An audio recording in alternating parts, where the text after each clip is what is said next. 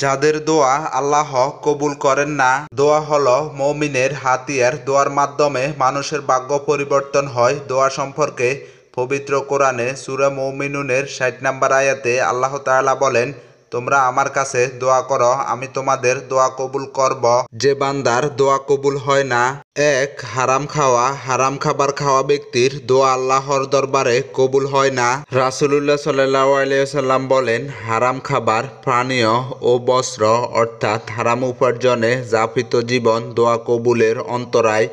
যে ব্যক্তি হারাম পরিহার করতে পারবে না, তার দোয়া কবুল হওয়ার আশা করা যায় না। বিপরীতে যার জীবিকা পবিত্র, তার দোয়া কবুল হওয়ার কথা জানিয়েছেন রাসূলুল্লাহ সাল্লাল্লাহু আলাইহি সাল্লাম। একদিন সাদ রাদিয়াল্লাহুকে বললেন, হে সাদ, তোমার খাদ্য পবিত্র করো, তাহলে মুস্তাজাবুদ দাওয়া, যার দোয়া কবুল হতে পারবে। দুই, নৈরাশ হওয়া ব্যক্তি। যে ব্যক্তি দোয়া করে হতাশ হয়ে যায়, তার দোয়া আল্লাহর দরবারে কবুল হয় না। আবু হুরায়রা রাদিয়াল্লাহু তাআলা থেকে বর্ণিত, নবী করিম সাল্লাল্লাহু আলাইহি সাল্লাম বলেছেন, তোমাদের প্রত্যেক ব্যক্তির দোয়া কবুল হয়ে থাকে যদি না সে তাড়াহুড়া না করে।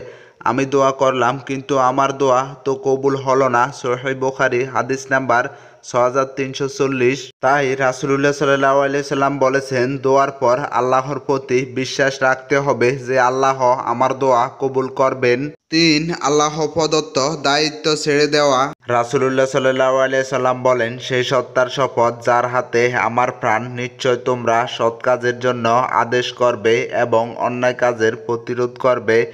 তা না হলে আল্লাহ তাআলা শিগগির তোমাদের উপর তার শাস্তি অবতীর্ণ করবেন।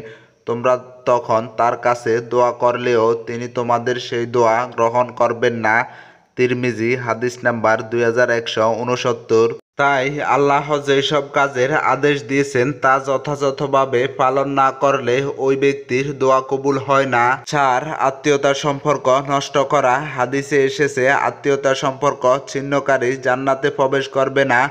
যে ব্যক্তি আত্মীয়তার সম্পর্ক নষ্ট করে, সে ওই পাপের শাস্তি দুনিয়া ও আখেরাতে উভয় জায়গায় ভোগ করতে হবে বলে সতর্ক করে দেওয়া হয়েছে। হাদিসে এসেছে, কোনো মুসলিম দোয়া করার সময় কোনো গুনাহের অথবা আত্মীয়তার সম্পর্ক ছিন্নের দোয়া না করলে অবশ্যই আল্লাহ তাকে এই তিনটির কোনো একটি দান করবেন। এক, হয়তো তাকে তার কাঙ্ক্ষিত সুপারিশ দুনিয়ায় দান করবেন। দুই, অথবা তার পরকালের জন্য জমা রাখবেন। তিন, অথবা তার কোনো অকল্যাণ বা বিপদ থেকে তাকে রক্ষা করবেন।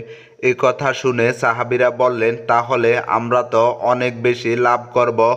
তিনি রাসূলুল্লাহ সাল্লাল্লাহু আলাইহি সাল্লাম বলেন, আল্লাহ এর চেয়ে বেশি দেন। আত-তারগিব হাদিস নাম্বার 1633। পাঁচ, দোয়া করার সময় মনোযোগী না থাকা। যখন আল্লাহর কাছে দোয়া করা হয় তখন পূর্ণ মনোযোগ দিয়ে দোয়া করতে হবে, কারণ অবচেতন মনের দোয়া আল্লাহ গ্রহণ করেন না। এই ব্যাপারে রাসূলুল্লাহ সাল্লাল্লাহু আলাইহি সাল্লাম বলেছেন, তোমরা কবুল হওয়ার পূর্ণ আস্থা নিয়ে আল্লাহর কাছে দোয়া করো। জেনে রেখো, আল্লাহ অমনোযোগী অসাড় মনের দোয়া কবুল করেন না।